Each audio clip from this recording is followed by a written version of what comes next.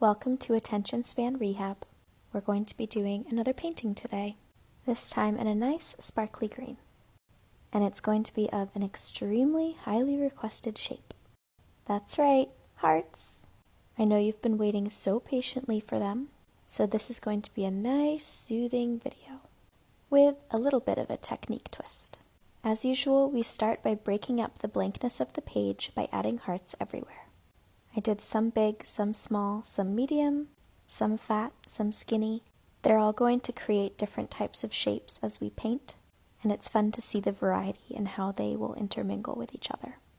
We're then going to make our way through all these hearts by filling them in on the inside. This consists of us carefully painting a single line round the inside of the line we originally created. We're going to focus on following that line carefully and precisely. This uses pretty much all of our attention span to get it so careful. This means that everything that's not important at this moment has to fall away. Goodbye. There's plenty of time to worry about all those things later. For now, we're just going to get all these hearts filled in. As we move inward, different kinds of unexpected shapes appear. It's not a perfect heart that gets smaller and smaller as we go, because the original heart was handmade. So it's not absolutely symmetrical.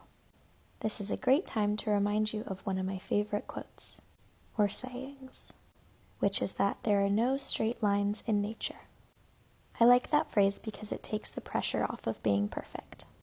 My lines are very straight because I'm focusing, and I pretty much draw straight lines for a living, so I have some practice.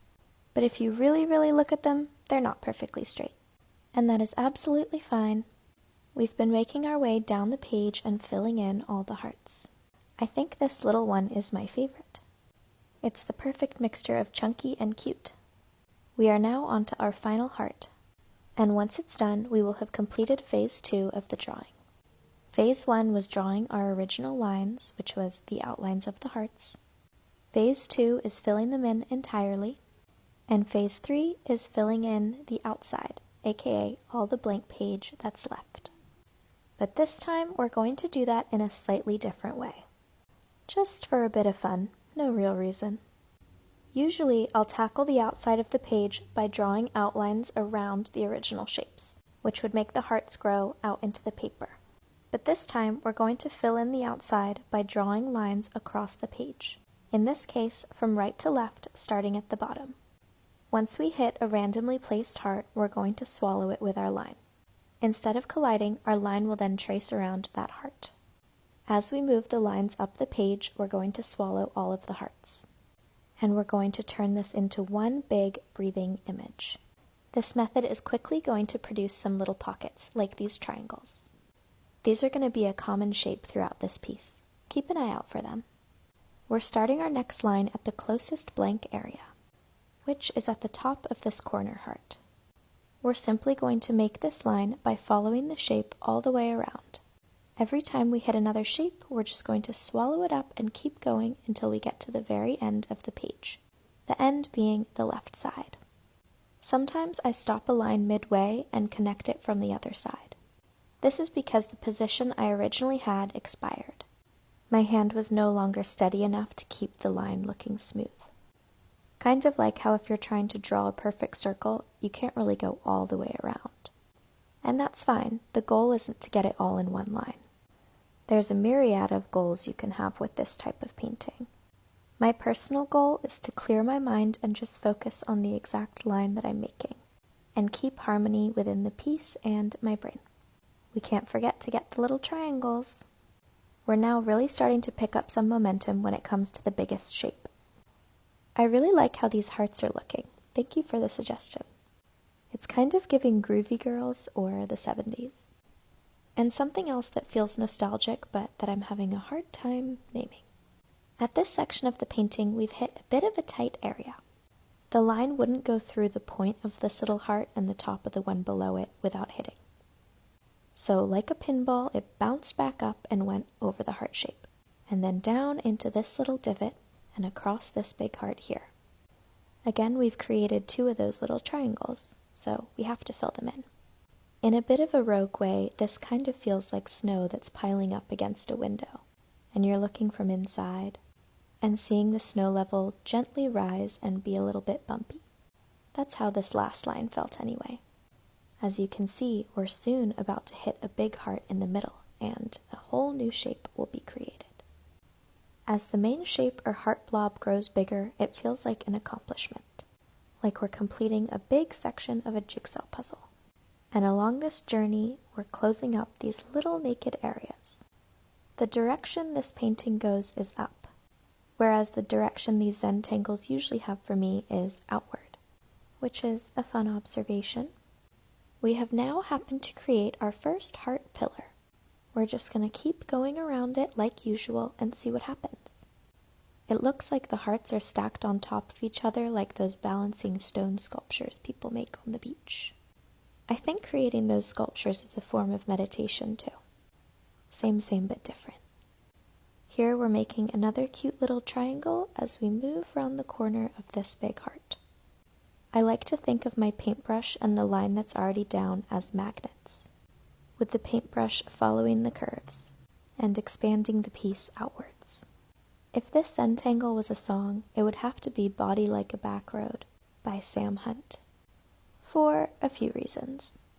Now that most of the hearts are connected through line, it's funny to see the ones floating on their own at the top, totally untethered from what is happening below them. But little do they know, they're going to be swallowed up soon and become part of our piece. Wow, I meant piece, P-I-E-C-E, like art piece. But this is all part of our piece, P-E-A-C-E too. I always feel peaceful when I'm working on these. I really recommend you give it a go if you're just a bit stressed out. I love to do them in the morning before I start my day, with my beverage of choice and an audiobook, podcast, or really good album or playlist. You can start with any shape you want. You could even start with just a single line across the page. I made an entire playlist of all my Zentangles if you need more inspiration. By now we're really rising to the top of the page. I'm a bit sad because it means I need to get cracking with my day. Fortunately, I feel ready to tackle it because I've had my moment of stillness and calm. And if getting up means I get to make another cup of tea, sue me. Here we're left with one of our final cute little pockets, made up of the curves of 3 different hearts. At this stage it kind of looks like a bell, and we're going to shrink it down until it's just a cute little baby triangle, and then it's gone. It's time to swallow up our final heart in a big hug of this paint. It's fun to see how the dried paint looks different to the wet paint. The dried paint looks much lighter because the light is catching the shimmer. I love leaving a shimmery page open once it's done and watching the light catch it. It's almost like a very creative version of a sundial that doesn't actually indicate anything that I can work out, except for something fun and calming and pretty, which I will take. It's now time to close up our painting. And here it is. It kind of looks like a big burst of limey love. Let me know what shape I should do next. If you haven't really turned off work mode and gotten to holiday mode yet, let this be your transition moment, because you deserve that. We're going to slow down and paint some nice Christmas trees together, and at the end of this video, I want you to go back out into your life, open to soaking up this much-needed holiday time. We only get this once a year, so let's really recharge.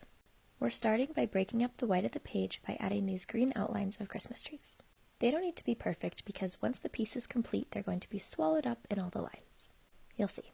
Once those are done, we're going in with our classic Zenangle method, and we're following that same outline but on the inside, which I guess makes it an inline. We're going to make our way down the page going tree by tree, focusing only on the current line we're making and paying attention to what different kinds of shapes emerge.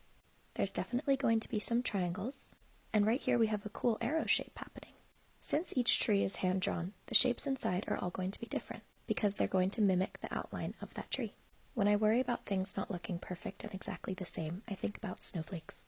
They're all different by default, but they're all cute. Here we are moving on to the inline of our next tree. This one's fatter and wider than the one we just did, and I'm excited to see what this means for the shapes inside. By the way, if you don't like my voice, you're more than welcome to turn the volume down at any time. I won't be offended.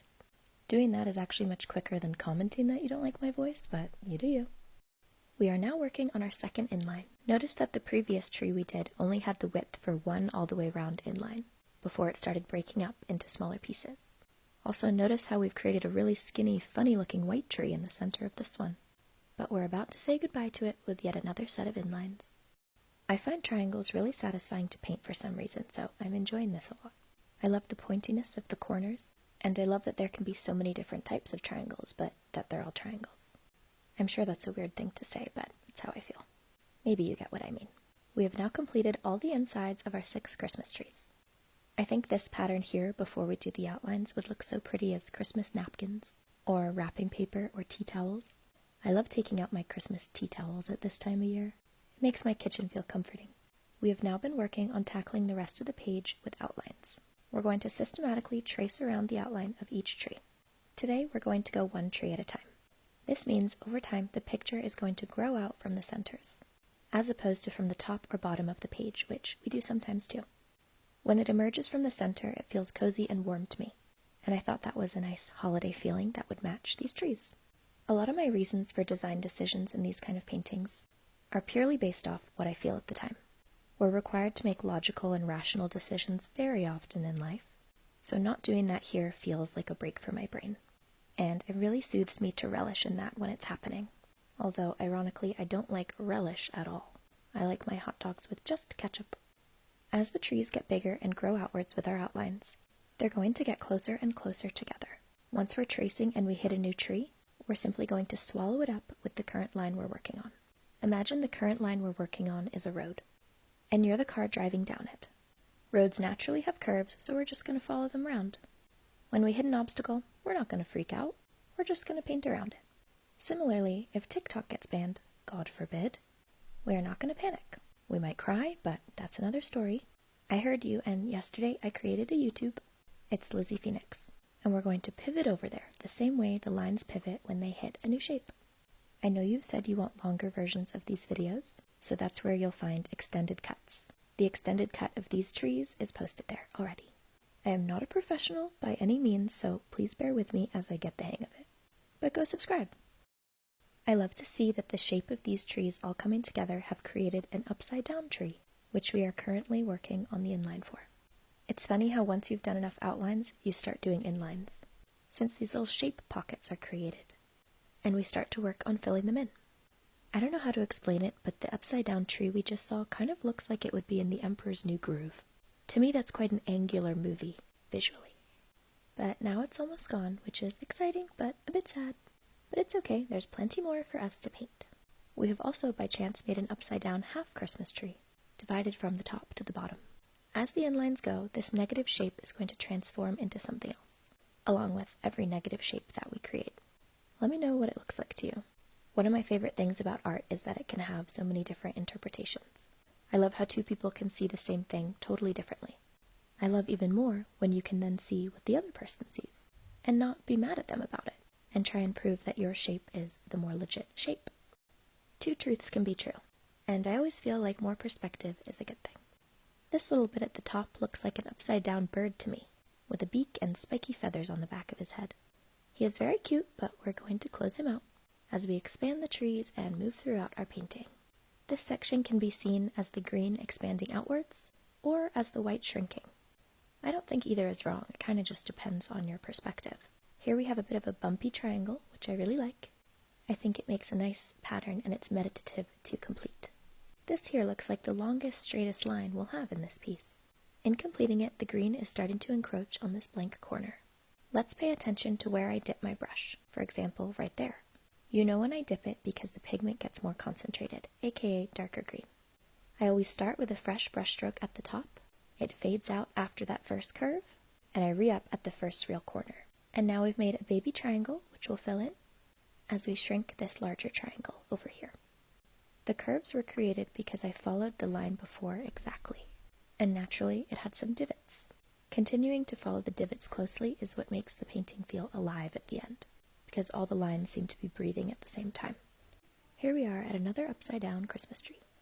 Can you notice which lines were our original outlines when we first broke up the page? It's kind of hard to tell, right? Not impossible, though. But I like how it's followed up. It reminds me not to place too much importance on one single thing. At the start you might have looked at a tree and said, "Oh, that bit's way too long." But this isn't about the branch of each tree. It's about zoning out and making a beautiful pattern as you do so. After completing this shape, we get to do a nice swoopy curved line along the bottom of the page. I love how the curved lines and the angular ones all work in harmony. And make this baby triangle. We have now reached the final blank shape of this piece. And as we fill it in, we're going to melt ourselves back into reality. Lame, I know, but there's going to be a lot more of these videos. You're welcome back here anytime to find them and give yourself a little bit of a breathing moment. They're all saved in my Zenangle playlist. I hope you feel like you were able to unwind a little bit. When we leave this video, we're going to return to our day feeling peaceful. I find I'm so much more productive when I take breaks. And I like to think of the holidays as a natural stopping point break that is a little necessary gift to us humans. So let's take advantage of that. I'm going to drop a holly-shaped video very soon. Hopefully, I'll see you then. I hope you have a lovely rest of your day. If you are feeling a little overpeopled on this beautiful day of Christmas and Hanukkah, sit yourself here and relax for a bit. We're going to be doing a watercolor Zenangle of some holly leaves. They're a bit of a complex shape compared to some of our usual line work, so I'm hoping that'll be fun to watch. First, we're just going to scatter some leaves all across the page. Each leaf is going to be random and unique. The point of this is just to give us a starting point for our Zenangle. Today, we're going to do outlines first and inlines second, and do our line across the page method to fill in the background. Whoa! We've started our first line, which pivots when it hits this holly leaf. It's going to move up the contours of the shape of the leaf and dance all the way around it until we get down to the bottom of the page again. This is very fun to paint because it's like loop, loop.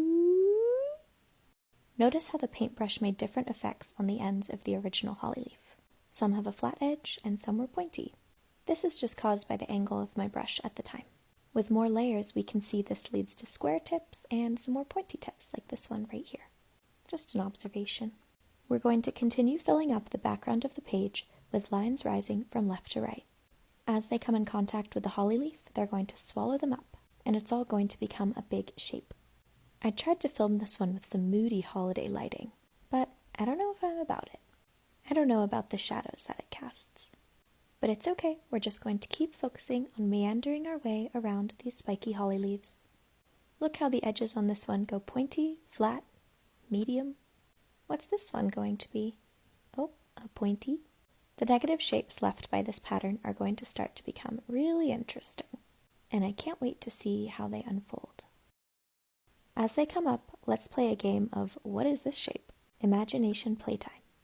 This one looks to me like one of those souls that Ursula keeps in her cave in The Little Mermaid, and they're squiggly and crying to be freed. It also looks like a really abstract night piece that could be on a chessboard, although both those shapes are already gone and we've created two mini shapes, the bottom one being a piece of gum that you found at the bottom of your handbag. A little warped. I was so excited for these semicircles to come. There's definitely going to be a few. The key to a piece like this is following the contours of the line that you made before exactly. So we're not trying to trace a bigger holly on top of our original holly. We're actually not even going to see it as holly at all, and we're just going to see it as a line that we're following. This is key because it lets us really zone out, whether you're painting this or just watching. By letting go of focusing on the outline, we make space in our brain. While I'm painting, I like to keep this space free. I imagine this is the time when a housekeeper comes, and they tidy everything that's out of place. They dust all the surfaces and nooks and crannies, and vacuum all those really annoying areas that you kind of skip sometimes. And of course, open the windows to let all the fresh air and light in.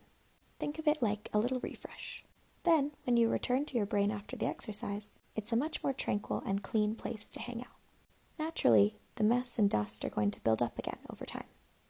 But this practice will always be available to you when you need it. Unless, of course, TikTok gets banned. But I'll still be here. I just made a YouTube yesterday, so you can go subscribe. I'll put long Zenangle videos up there. Soon. They're not there yet. But don't worry about that right now. I'll remind you again at the end. Let everything loud fly away from the cleanliness that is your current brain. Just like a cloud passing. Our lines are making great headway up the page. To me, they're really looking like a brain or a maze, and makes me want to do a pink one of these to be a brain. It could also be a really jagged fingerprint. Since the stems have been swallowed up into the green background, these don't even look like holly leaves to me anymore. I don't really know what they look like. Also, if the green is what we're working on first, is it the background or is it the foreground? Because it's almost like we're looking through holes of the paint that are holly shaped. I think it depends on your perspective. No one is wrong. No one is right either. We just are. We are now swallowing up our final lone holly leaf, and it is being consumed by the mega shape we have created. In a way, it kind of feels like lava slowly pouring down the page and sticking to everything in its path, not taking any prisoners.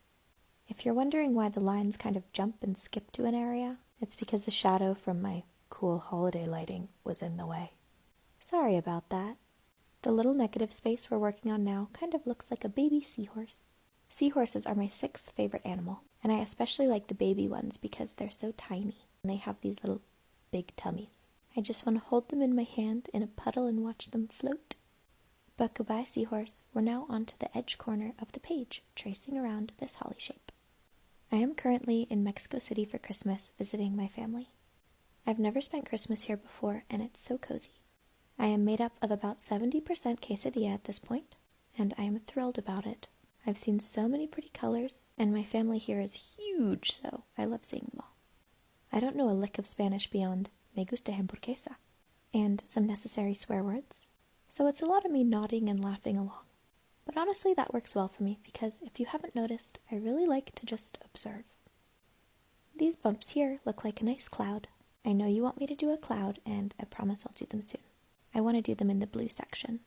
For perspective, we were just working in the area on the top left. It's crazy how the spikes of this holly leaf turned into this puffy cloud shape. That's because the curves got wider and wider with each layer. Now that the background/foreground is entirely done, we're going to work our way down the page, going through the holly leaves. We're doing the same as what we did on the outline, but this time as an inline. The negative space left over is all going to slowly shrink until we have a fully green page. I find this Christmassy green such a satisfying color. Green makes me feel nice because it feels like nature. And I love jewel-toned things because I love a big, bold color. It's interesting to notice that there are those straight lines we started with at the bottom of the page, but the straightness really didn't last long. With this bird's eye view, can you spot any of the negative shapes you made shapes out of earlier that are now gone? I can see Ursula's soul creature at the bottom. A bunch more inlines, and we are now coming to our last holly leaf.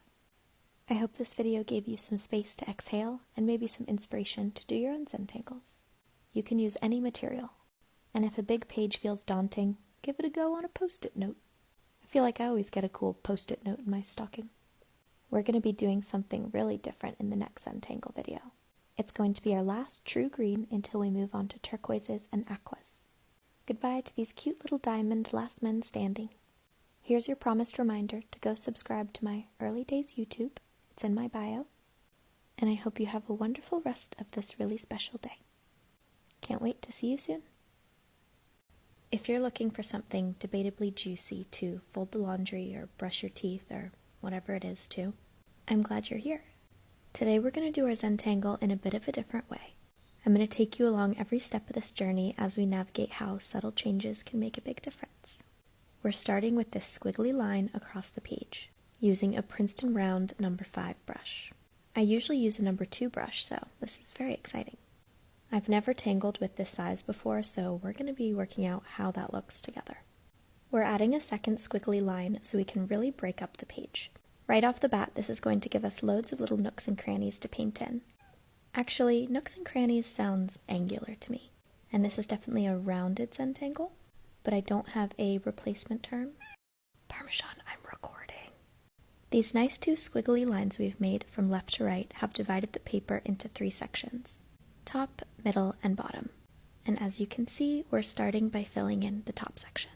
This brush makes thicker lines, obviously, so the real difference is that there are fewer lines to take up the same amount of paper. It's going to be a totally different energy to our other Zentangles, and I'm excited to see how that pans out. Apparently I've gone for a really thin blank space between each line, so you'll notice that the lines are changing more dramatically with each layer. Just 2 lines ago we had a whole droplet here, and now it looks like an open book from the side. or how you draw a cartoon bird flying in the sky. Each Zenangle I make has a little bit of a different focus, just to keep me stimulated and exploring. A huge reason why I make these is to keep a fire lit under my creativity. And I find that doing things I've never done before, whether it's medium or subject, are a great way to make that happen. And changing a variable in my Zentangles is my favorite way to make that happen, because I'm comfortable with Zentangles, so it's not a daunting start, but there's an infinite amount of ways to make differences, like color, shape, brush size, paper texture, and through filling out this book, I aim to explore as many of those as I can. This shade is Hawaii from KMS Watercolors, and it's a sparkly green. With a larger brush, the bristles can spread out more and make a thicker line. A larger surface area of paint in each stripe feels smooth to me. So at this point in the painting, I've decided the lines are going to bend and flex to be as continuous as they can. As we move on to our middle section, let me explain that in a different way. Sometimes I really don't want the lines to touch.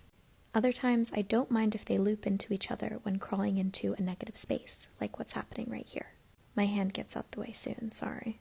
So this stroke is going to come back around this loop and touch itself again. Don't be naughty.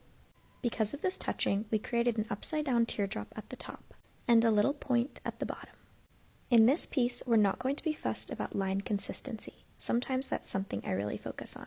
So in our next line, rather than navigating the point we made with a line that's the same consistency of thickness, I'm going to use the pointy tip of the brush and go all the way up to the point, so that what we're keeping consistent here is more the space between the lines, the negative space, or the white lines, depending on how you look at it.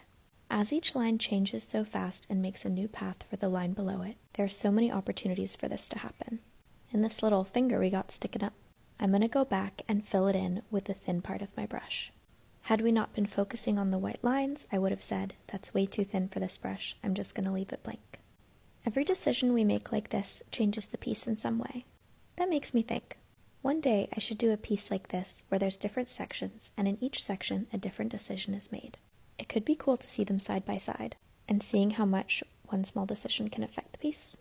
At this point, what we have down on the paper is starting to give me Slytherin vibes. Or maybe the Emerald City.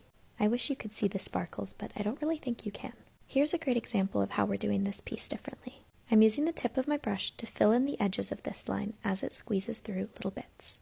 This gives us a great plane to paint the next lines past it on, while keeping the white the same thinness. This piece is looking a lot like a textile or tile pattern to me. We're going to have this middle section filled out in no time. We're going to go back to where the lines squeeze through that middle bit, pick it up and continue it through the entire middle section, because even though it doesn't look like it now, it was one section. We're going to do the same thing here through this little bit. I'm starting to sense a pattern in how to tackle the different types of shapes in this page, which are the inside of the loops and when the loops almost touch, making these really thin areas. The differences in opacity are caused by how much paint was on my brush at the time. If it's darker, like it is right here, chances that I just re-upped the paintbrush are high, so that usually happens in small areas. Every time I start a new area, I re-up the brush. Areas where it's lighter are likely where we've come to the end of a long stroke, and the paint and water are starting to run out. Sometimes it runs out a little too much for my liking in the middle of one of these strokes, so I will re-up so I can continue the smooth line. Do you see anywhere where that's happened in this shot? I can see at least 4.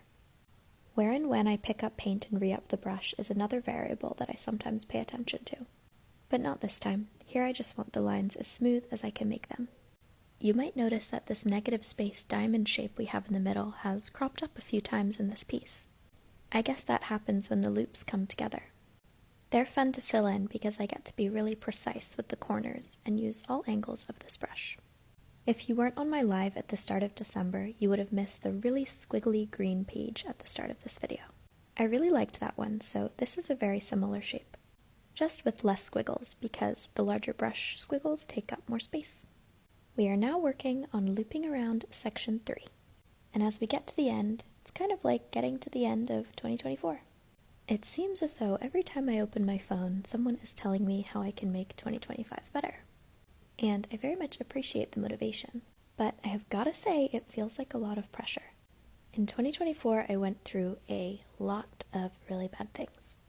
And also some great moments, of course, but instead of taking on all these new journals and plans and things like I might usually do, I'm actually paying attention to what I can drop for 2025. Through the chaos of this year, I learned that I am really someone who is just much happier when I'm calm. So I've been intentionally reducing stimuli, including the burdens of what I think other people think I should be doing, and pressure on myself, and filling every single nook and cranny like the teardrop shapes in this piece in my life with something. For example, these days when I wake up, I literally just stare out my window for about 45 minutes. I wake up early, so I have the time to do this, but I found that it just really sets me off to be calmer and happier throughout the day. The idea is once I get comfortable with clearing out the space I need in my life, I can then introduce new things. I still have weekly, monthly, and yearly goals, but I'm just saying all this to say if you had a weird year too, or you're just tired, you don't need to make these huge dramatic plans in order to be a better person. Paying attention to and figuring out what you actually need is a really key part of New Year, New Me too. So we got this, one step at a time. See you soon. I know we could all use a bit of a safe space right now with all these awful fires raging in LA. Before I evacuated yesterday, I had time to paint a Zenangle and it really helped calm me down. So I hope this does the same for you if that's what you need. This is one I actually filmed a few days ago. We're doing a single slightly loopy line all the way down the page using a Princeton Round No. 2 brush. We're then going to follow the contours of that line pretty exactly on the right side with a Princeton Round No. 5 brush. So this is the same brush but 3 sizes bigger. We're going to keep following the lines until we fill out the page entirely. And for these few moments, we're just going to give ourselves the time to calm down, soothe our nervous systems, and reset so we're prepared for whatever happens next. If we're calm, we can use our energy with more precision, which I think is the most productive way to use it right now. As we follow around these bends, we're pulling the color down from top to bottom of the page. And as the painting continues to develop, the shapes are going to transform. Now that we've done a thin and a thick line, we're back to a thin one, and we can already see a corner starting to be made in the curve. It's funny how that happens. Sometimes I won't complete a line and instead I'll randomly place my hand in a new area like what happened right here. That's because I want to maximize where my arm gets the best angle. And often that's in the middle of the page. With these curvy paintings, I like to do a stroke for as long as possible. It's how we get the smoothest result and it feels like a big exhale to me. Depending on the contour of the curve, that can be from bottom to top to bottom, left to right, or right to left. It's starting to look like a ribbon. We are now on our second thicker line. The more we press on the brush, the flatter the bristles get and the wider the painted line will be. I'm trying to keep my pressure pretty consistent. So this is a practice in extreme focus, which is really necessary when overthinking. The opacity of the pigments on the paper change depending on how much water there is, and on how much is left on the brush. So right here, I just picked up some new pigment in the middle of that bend toward the bottom, and it's starting to dry out as we come up to this curve up here. I re-up to finish the stroke so we have it darker again. We're now meeting a corner, so I'm using the tip of the brush to get that as precise as I can. A few strokes later, and we're starting to have a really long runway. It almost could be a highway with lots of lanes of cars. I'm curious to know what it looks like to you. This bend has created a nice little crevice in the middle here, and we're going to use our bigger brush to pull it all the way to the top of the page. This curve has been moving northeast as we paint, and the little corner that's been painted at the top is soon going to disappear, potentially with this stroke. Let's see what happens. Yep, goodbye. After touching it up, we're going to go down to the bottom of that line again. Pick up where we left off and take the curve around, following down the edge of the page. This has created our first really sharp acute angle corner, and we are making great headway on the right side of the page. It's interesting to see how a really loopy bend has turned into this sharp curve, and it's satisfying to see how the thick line from the No. 5 brush sits perfectly in the divot that was there. This brush is very flexible because the bristles can bend out and it also has a really pointed edge. So I like to clean up the tips and make them really sharp when we have an area like this. So after I finish this stroke, I'm going to use the point and just clean that up a bit. And then we're going to continue moving around this bend up to the top of the page. It's kind of looking like a river or a canyon at this point. Starting in the middle is a great way to place your hand to get an even stroke. So starting there again, we're pulling this paint all the way around this bend. It kind of looks like the bend is moving outwards. Since I didn't pick up paint on this stroke, this area has a great ombre of dark where the paint was started to light where the lines ended. That's going to be mirrored on this side as we do the same. And for the first time, we're coming to the edge of the page on the right side, which means we have created two different pockets of negative space. One is this area we're working on closing right now. It kind of looks like the top of a tent with two poles. And the other smaller area is off screen but below it. And then of course we have the whole left side of the page, which we will be doing next. We are now almost done closing out on this first big gap of negative space. And the right side is complete. From here it kind of looks like waves or a tide pool coming up on a beach. Or maybe even snow on a mountain. To you, does it look like the water would be the green or the white?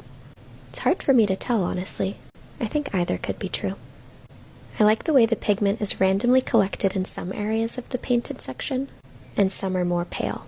There was no pattern to where I painted these lines this time, from top or bottom, so aside from how I mostly started the sharp corners in the middle, the distribution of pigment is pretty random. I think that makes it look more organic. I want to do some tangles soon where I plan out where the pigment sits, but that's a different kind of exercise. With this one, all we're focusing on is the current line that we're doing, whether that's thin or thick. The negative space in this piece, or the white lines, are pretty thin in this case. I was hyper-focused on how the brush was going to move across the page, so I was concentrating really hard, which allowed me to be so close to the previous line. If you're doing this, your lines don't have to be so close, so don't put pressure on yourself. They can be any width you want them to be. As you can see, by now we've rotated the book so we have a different angle. On a shape like this, I find it easiest to paint from the bottom. I feel like that gives my wrist the best range. I also like to move around the page depending on where is dry, because I usually rest my wrist on the bottom right, and I turn the page to make sure the bottom right is a dry area at that time. This large negative space white area is really giving wave at this point, and honestly almost kind of tsunami-like with this bluey green color.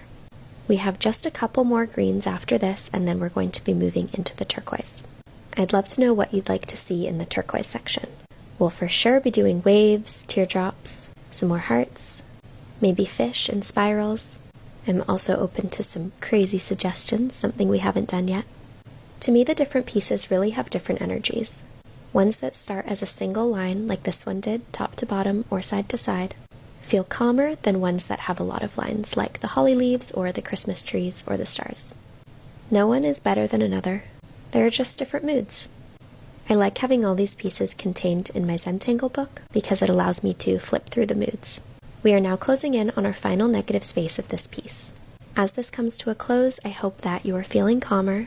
Remember, this practice is always available to you too. You don't need fancy brushes or paints. You can even do this with pencil on a post-it note. Taking a few moments to cancel out the noise by focusing on the lines can really help. And if you prefer watching, I have a Zenangle playlist with lots of these videos for you to get lost to. I had to evacuate my apartment in West Hollywood. Luckily, the sunset fire that was near me is contained, and I think my apartment and my Zenangle book that I left there are going to be okay. I am safe with Ryan and Parmesan at my amazing friend's house in the desert, and feeling very grateful. I hope that you stay safe. It is absolutely freaking nuts out there. Ease on the side of caution. I am sending lots of love and doing a lot of praying. Be well, and we'll hang again soon, promise. 6th favorite, I need a top 10 right now. This is pertaining to my favorite animals. I actually think I only have 8 favorites, but let's go through them. We're going to use a nice, minty kind of clay earthy green as we draw the outline for number 8. It is, in fact, a lizard. Sometimes people call me Lizard, so I'm a bit attached to them. But also, I just think they're kind of funny.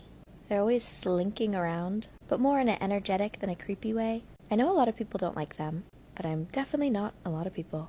I made sure to give him a nice little belly in his outline, and now we're adding all 4 of his legs and his long tail. They're often usually tiny too. Coming in at number 7 is a very cute little insect, the ladybug. With its round body and its cute little legs, its antenna, or antennae, I don't know, and its cute little spots. Number 6, which you already know, is of course a seahorse. These are also tiny. My pictures are obviously not to scale. I just think they are so sweet and silly. and they kind of give me Little Mermaid vibes. And I love their curly tail and their bellies. I'm starting to notice I like things with bellies. They're just so cute. What can I say? We're going to give him a fin and also a nice back ridge, which is just a single line that we're going to bloop all the way down his back. Number 5, of course, is a cat. And I accidentally forgot to film this, so we'll talk more about him later. It was so tricky to put these in order, by the way. But solid standing at number 4, we have a poison dart frog. Nice round middle, and also tiny. I just love how they're such bright colors and also have really cool patterns. I wanted to give him classic sticky frog feet because I feel like they'll be really fun to go over once we start the actual Zentangling around the shapes of these animals. So far we have spikes, circles, lines, and all of these bits and the lines that we'll create will be really fun when they interact with each other, I think. This poison dart frog is clearly currently climbing up a tree, so he's sticking his little frog paws out. We're also going to give him a cool pattern on the back. I'm not giving anyone eyes because I don't want them to be specific animals, more just a gist. And having eyes changes that, I think. Number 3 is one of the best and softest little creatures in the world. It is a bunny. We're going to give him a cute little face and some soft, floopy ears. I'm not sure why I've decided all these animals are boys. We can make the next 2 girls. My favorite part of bunnies are their noses and their round tails, and their little paw-like feet. I love when they sniff things and they move their whole little faces doing so. A very important creature is coming in at number 2. I think I've been obsessed with these my whole life. It is, of course, a firefly. Glowing butts. Need I say more? Number 1, the greatest animal of all time, is a ray. I don't really have a specific kind of ray that's my favorite. I like stingrays, but I don't like the fact that they sting. So imagine this is a stingray mixed with a manta ray mixed with an eagle ray. No belly, but extremely floopy. We'll talk about him in more detail later. I'm now going to add some smiles to those who need it. And then it's finally time to go in with our first Zentangle line. We're going to do that by simply tracing a tight outline around our lizard, making sure to follow all the contours and shapes of his body. So his little foot over here, why he has 3 fingers, not really sure, all the way down his tail. He has both curves and points. When doing a point, you're going to go further than you think, and that's what makes it connect nicely from the other side. We're going to move throughout this piece, adding outlines to all the animals. And as the outlines cause them to grow outward, they're going to start touching and creating new shapes in between. We can play a game of I Spy with those shapes, and we can also just zen out, and that's it really. This is a low stimulation video, which I don't know about you, but I feel I really need right now. Sometimes I catch myself getting a little bit addicted to chaos, switching apps, reading headlines, and then wondering why I feel a bit nauseous. Then I think of people like this nice little seahorse with his spiky back, just floating around the ocean, minding his business. He is in no rush, he is just enjoying his day. So I try and adopt that mindset. Look at this wonderful curve we're creating around his belly. I just want to put him in the palm of my hand and give him a kiss. We have a little half moon shape created under his tail, and all together that makes a really nice spiral. I love him so much. Anyways, thoughts like that make me remember to slow down, and painting a Zentangle like this is the best way to do that. All I can do is focus on the current line I'm making, and that helps the other things to fall away and kind of reset me. And if I don't have these little moments of reset, I find that I short-circuit a bit, and that's just not the vibe. I said we'd come back to the cat, so here we are. This cat has the body of my cat Ryan, plump and very soft. If Ryan was a mixture of things, he would be part marshmallow, part bunny rabbit, and part old man.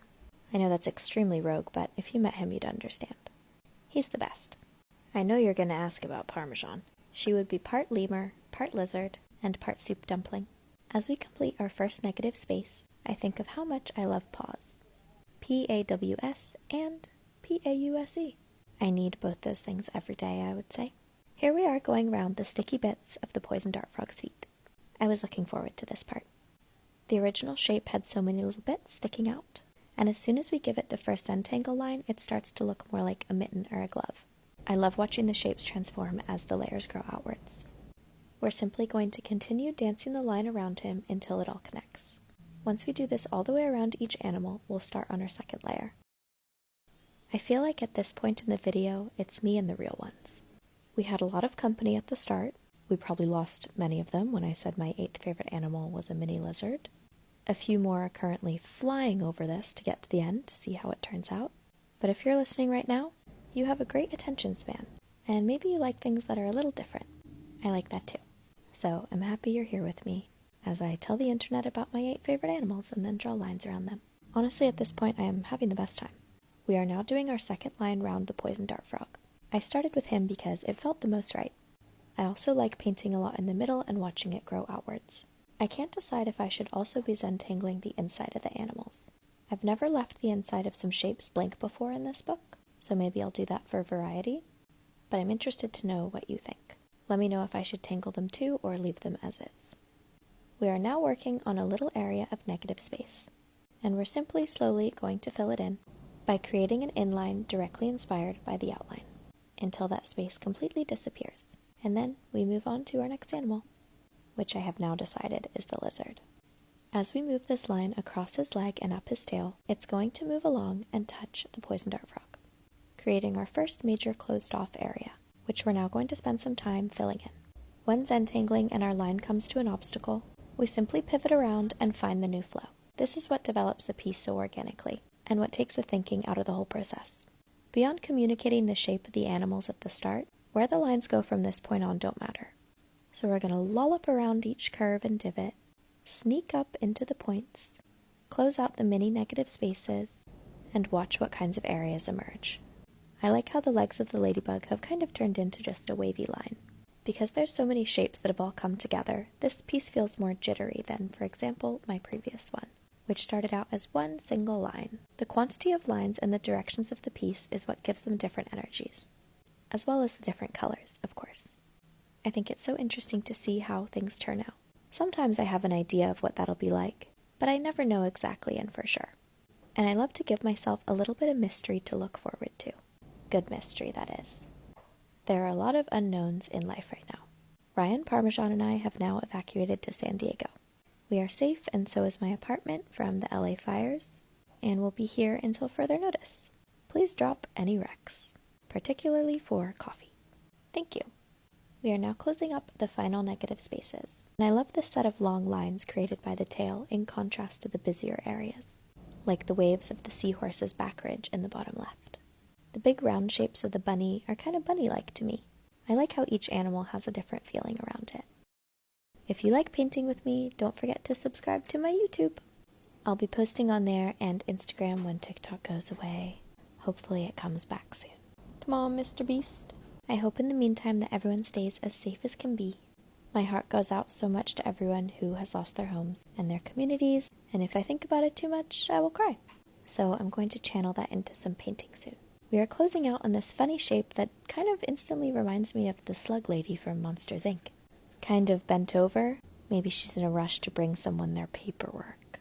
Now that you have an idea of what things look with the outside painted, please do let me know if you think I should fill in the animals. We have this last little section to do, and then I have a surprise. At this point, it definitely feels like the green is growing outwards and swallowing the white, leaving us with a beautiful picture of my 8 favorite animals, which I can confidently say was asked for. Thank you. I love animals so much, especially soft, tiny ones with bellies, apparently.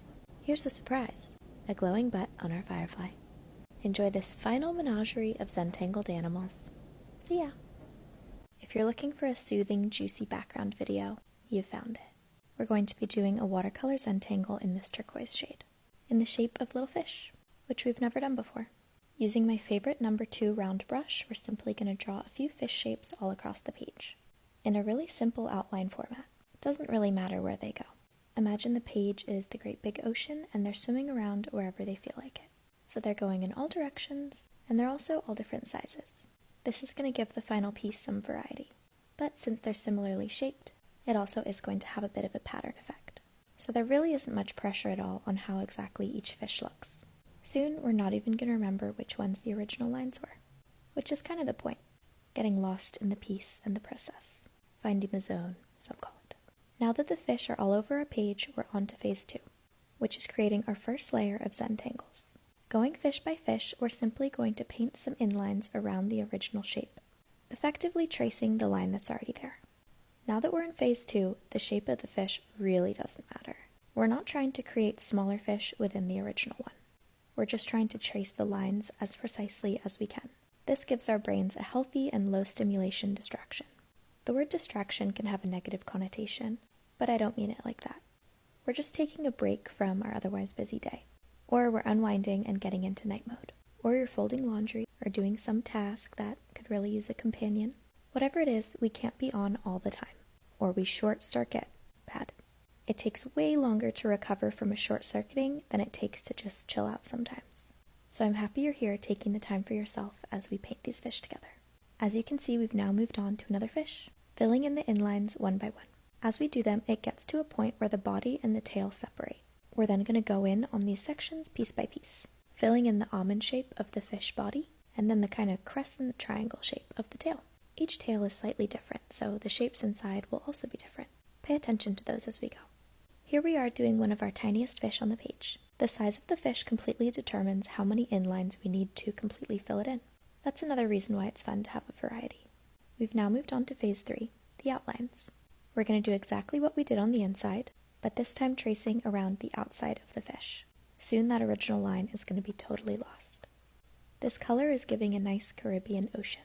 Again, we're going to go one by one, so now that we've completed our first fish, we're moving on.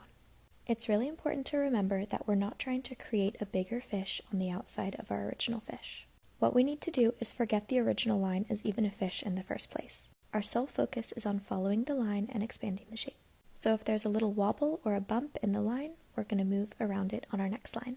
There's no such thing as a mistake in a Zenangle like this. Each line is just what it is. The fish are more of a guide that give us a place to start. But you can do the exact same technique with pretty much anything.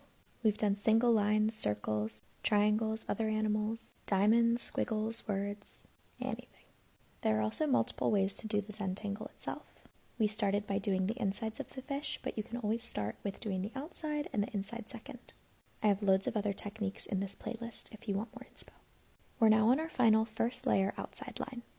And this line we're working on has made the tail touch the edge of the page on the right side, thus creating our first negative space of this piece. I can't resist but go ahead and fill it in. Again, by shadowing the lines we already have down. As the fish shapes grow outward, they're going to start to come really close to each other, like this. Once they almost touch, we do something a little different, which is continue our outline as usual until we hit the new fish. At that point we pivot and start our line around the new fish shape, effectively swallowing it up into one big shape. By the end of the piece, the whole paper is going to be one big shape. This is especially fun to do with fish, because I'm imagining that they're just swimming peacefully until they get eaten. Which is a little sad now that I say it out loud, but it's for the greater good of our brain nap, which we so desperately need. So it's okay. With this tail line, we've come very close to the next fish. That means this current line we're working on is going to connect the fish on the left with the fish on the right.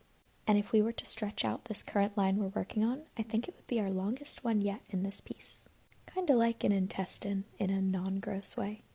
You'll notice that sometimes I don't start the continuous line from the same place I left off. That's because I start each segment in the place that's most comfortable for my wrist. I want it to be in an optimal position so I can get the longest stroke possible. Some wrist positions expire, and I don't want that because I want each segment to be as crisp as possible. Segment refers to any area between corners. So this fish's body's left side, and then here we're starting a new one on the right side. The left side of the tail and the bottom of the tail are each their own little segments too. Here we're working on the bottom right corner. These two fish have come so close together that the next line we're doing is actually tracing the outline of the negative space they've created. So now when we look at this negative space we're filling in that gives Texas ever so slightly, we can look at it as its own shape that we're tackling the inlines of, the same way we did the inlines of the fish at the start. As we paint along and push the turquoise into this space, the white shrinks and shrinks until it completely disappears, at which point we move on to our next area, but not before one of my favorite parts, the final little corner line. The bottom of the page has become really dense with turquoise paint, and just by the way the shapes have emerged, we're effectively doing a single line across the page now, like the horizon line on the ocean, with one massive fish that we're doing right now that's jumping out the top. It's created this really interesting negative space below his tail. We're going to close it up. We're going to go down this little point and up and back into the space, and then completing the line by going down the body of this fish here. Does it still look like fish to you? Or is it more now a pattern that was just led by fish? Hard to say. I don't think there's a right answer. The main body parts of the fish kind of look like fingerprints. The more our lines expand, the more opportunities they have to bump into each other and swallow each other up, creating that huge shape. So after a point, it all happens quite quickly, and we fill in these little cute nooks along the way.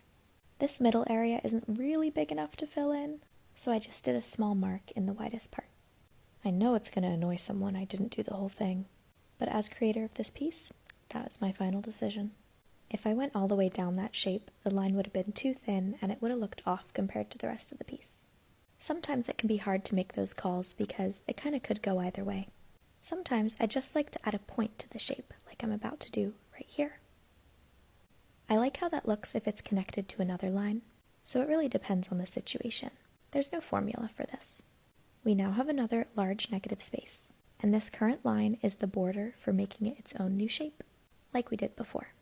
I don't know why, but this one is kind of looking like the hut from Princess Diaries, where Mia gets changed and the mean girls take her clothes. I imagine if it was really on a beach, it would be yellow and white stripes.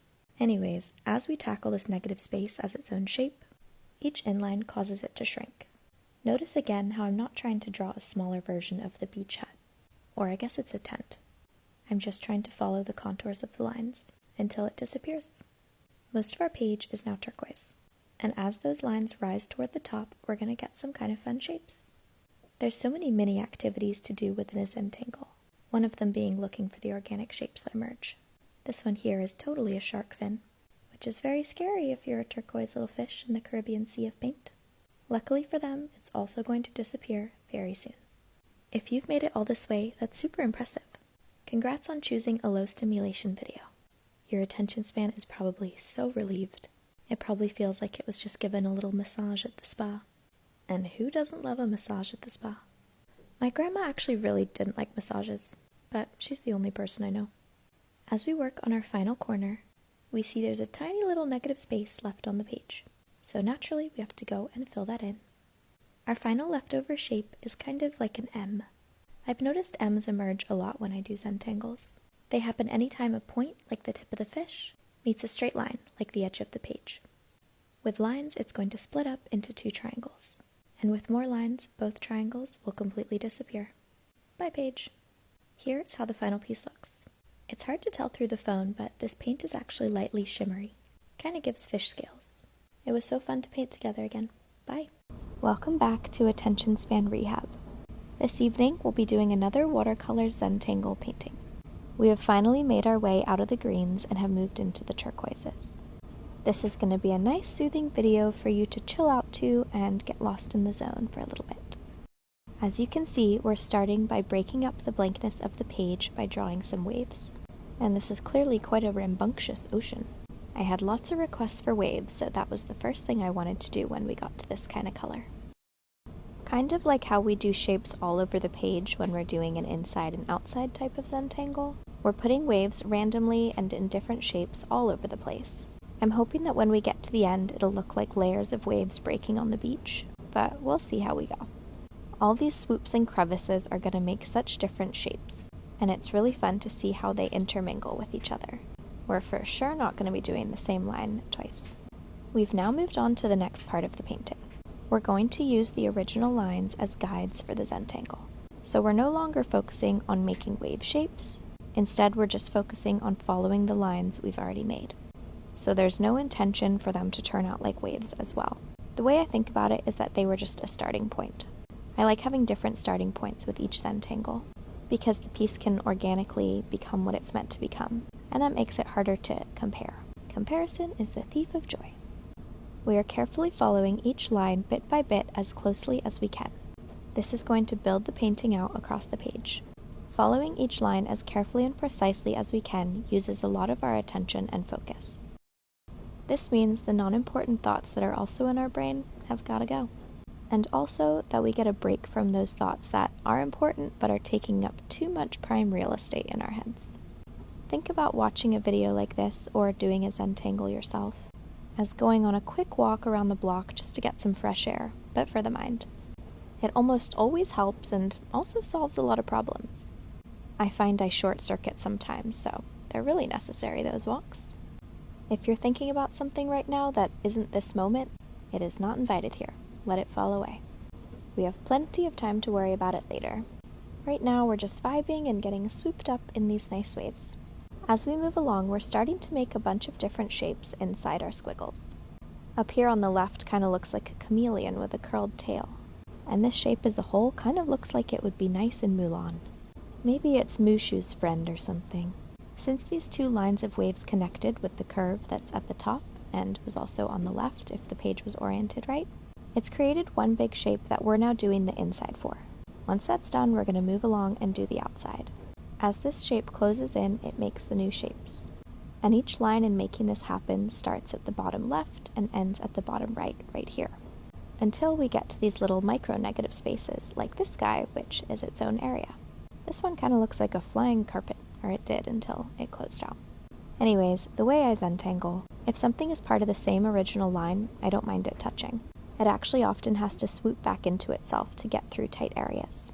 The inside of that wavy shape is complete, and so now we're going around the outside. With each curl of the wave, we get this little circle section, and they become their own little droplets for us to fill in later. Just like this one right here. I'll definitely be doing a piece that's all teardrop shapes, so stay tuned for that. Whenever I say stay tuned, I feel like I'm on the Disney Channel. This negative space in the center kind of looks like a baby lizard sleeping, or some kind of slug thing with a curly tail. Also, maybe a cashew. Whatever it is, the rest of the piece is moving outward and growing. And soon that little bit is going to be swallowed up as well. We're closing up on the top right corner of the page, which as we look at it is the bottom right because the page is flipped on its side. I turn the page as I go to get the best angle for my arm. With every shape, that's kind of a different angle. So as the piece progresses and the shapes transform, I need to move my arm. I also move it because I don't want to smudge wet areas. You might notice we actually started at the bottom of the page and then came to do this area closer to the top.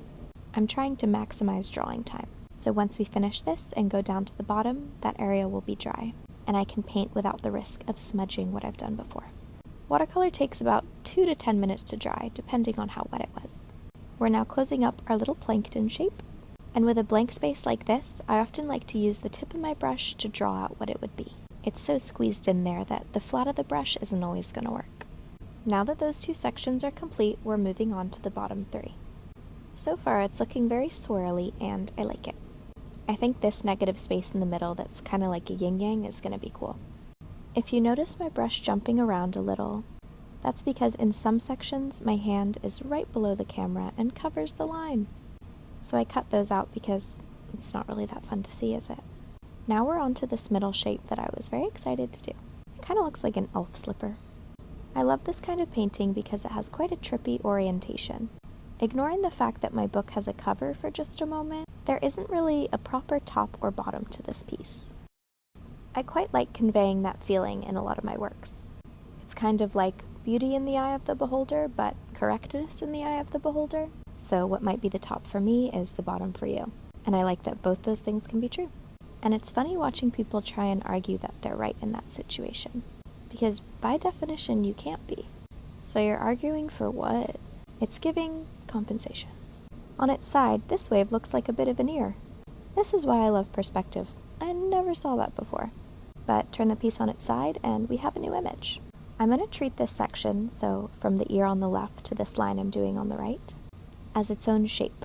So we're going to focus on filling it in the same way we usually fill in shapes in these types of pieces, creating inline after inline until it totally disappears. As I'm painting, I like to pretend that my paintbrush and the line that's already down that we're following are magnets, and the paintbrush is obsessed with the line it's following. It's going to stay close to every curve and nook and cranny and dip and divot and round area and flat area, but we don't have too many of those in this shape. There's a very different energy between the pieces that have only straight lines and the ones that have only rounded lines. And I guess the ones that have both too. I haven't done one of those in a while, so I'll do one soon. Anyways, as magnets, the paintbrush isn't making any decisions of its own. It's just gliding along what's already there and making a beautiful new picture every time. We've created another little droplet inside the ear.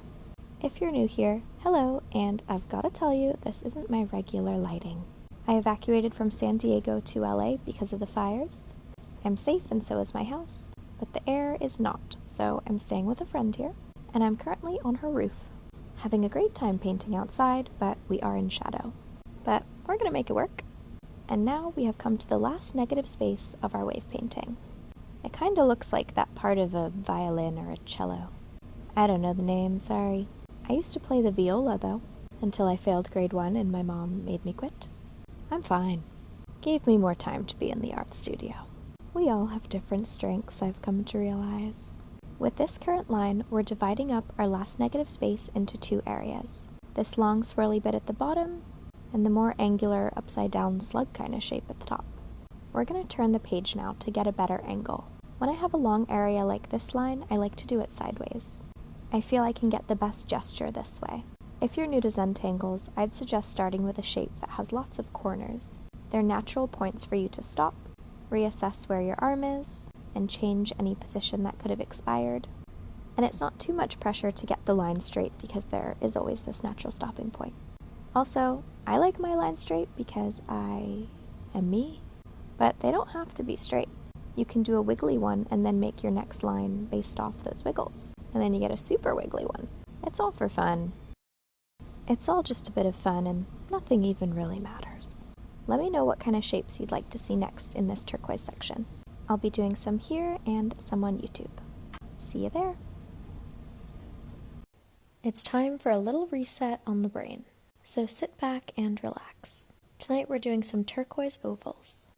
We're going to plop them all across the page in a few different sizes, each with a bit of a different thickness and oblongness. This one's going sideways because she feels like it, I guess. The reason for doing this is because we want to break up the page into 2 sections, inside the ovals and outside the ovals. It doesn't matter where they go, like at all. The painting is completely led by all the lines before it, which means there's no premeditated outcome, which means we can't mess up. Thank God. For this Zenangle, we're going to do the rising line method, which is what we did on the Shimmery Green Hearts video, if you remember that one. So we're doing lines across the page, and they're straight until they bump into something. We are narrowly missing bumping into that oval there, so this line's going to keep going all the way down to the bottom of the page, or the side actually, but the page is on its side. This line, however, is headed directly for the oval. Once we get close, we simply pivot around it and pull the brush all the way around the oval, tracing it exactly until it leads us to another area to pivot off of, which is this line at the bottom. And we will keep following that wherever it goes. When it finishes, we go back to the left side of the page again. And we're going to keep doing this until we make a beautiful pattern. Sometimes we fill in all the shapes first. Sometimes we fill in all the shapes last. Today we're going to do a bit of both. No reason as to why. With this line we've just completed, we've sealed off the space between our first and second ovals.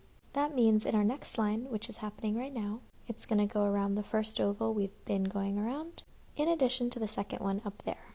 This process creates a little triangle negative space next to the third oval, if you can see that. We will be filling that in later. Don't worry, I won't forget. We want to think of the current line we're working on as the main character here. She sees the world like a red carpet before her, and moves confidently toward anywhere she wants to go. That said, she's kind of obsessed with the line before her, so she never strays too far away. Actually, she follows every contour almost exactly as she can. This is a little gap she has to go through, so we're doing skinny brush and making it safe out the other side. The way this shape works, the line actually split into 2, and the second half is already skedaddling away, tracing around our second oval, which looks like the perfect egg from this angle. Oh my gosh. I made egg fried rice for dinner. Main character line girl always wants to be on top. That's why she's always rising up the page. I imagine her strutting through the hallways in high school. Lip gloss in one hand, Stanley cup in the other. Miniskirt, obviously.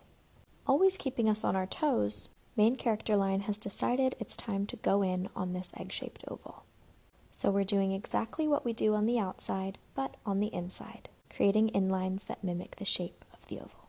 Told you we'd do that little triangle. Why in the middle of this oval? Couldn't tell ya. Doesn't matter.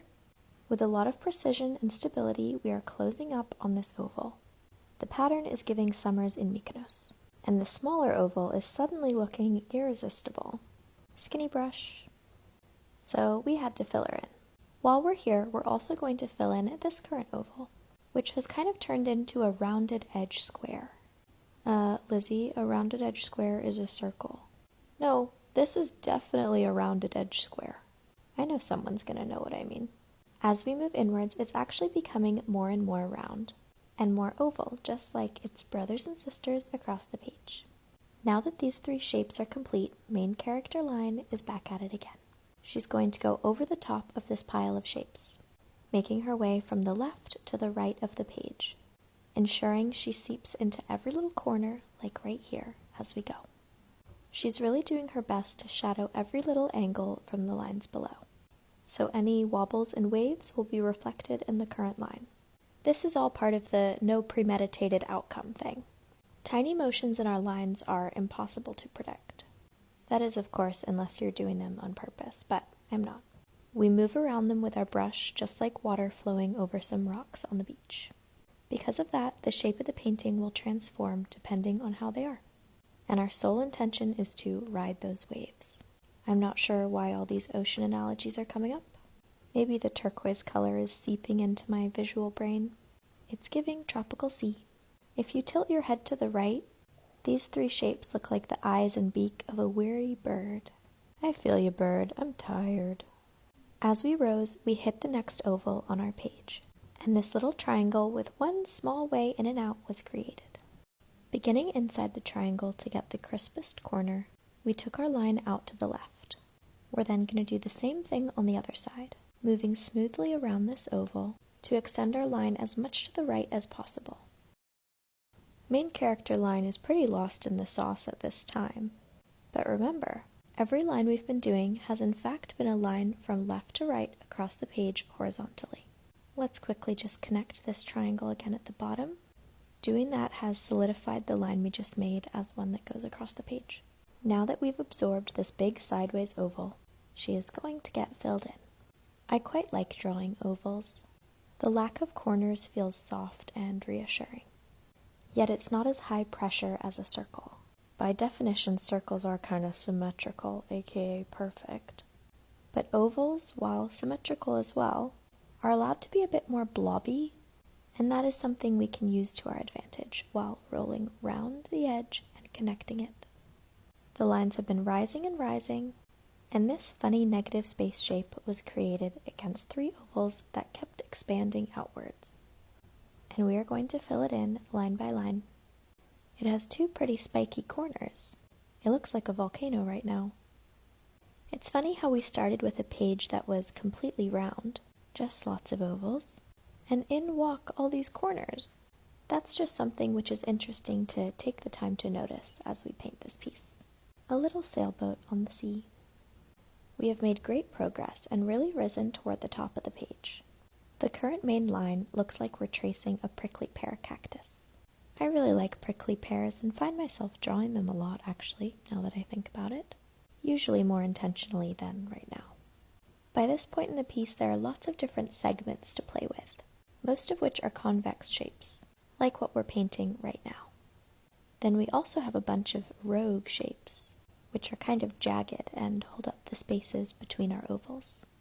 We will fill them in just the same. Skinny brush. This area reminds me of something and I can't think what, and it's kind of bugging me. Not bugging me to the point where I'll have an attitude, but it's kind of that feeling where you need to sneeze and it won't happen, so you sit there looking very strange for an extra 10 seconds. I'm hoping you'll comment what it looks like to you, and that'll have been what it looked like to me too, but I didn't register it, and that I can finally sneeze. On another note, I think I know how I'm going to paint my eggs for Easter this year. I am looking forward to that. We are now going to be working on our last few lines before we complete the page. Looking at this view, try and envision how the piece looked in the first 10 seconds, when it was just a handful of single line ovals. Did you think how it looks now would be the outcome? For some reason, I thought it would look kind of different. I didn't even have something in mind, I just didn't have this in mind. There's no right or wrong. At multiple points throughout this piece, had I made one slightly different decision, it could have looked completely different. Kinda like life, I guess. We are now going to close up this little corner, with some sweet, smooth lines. And there we go. I hope you enjoyed this brain reset and that things feel a little less cluttered up there.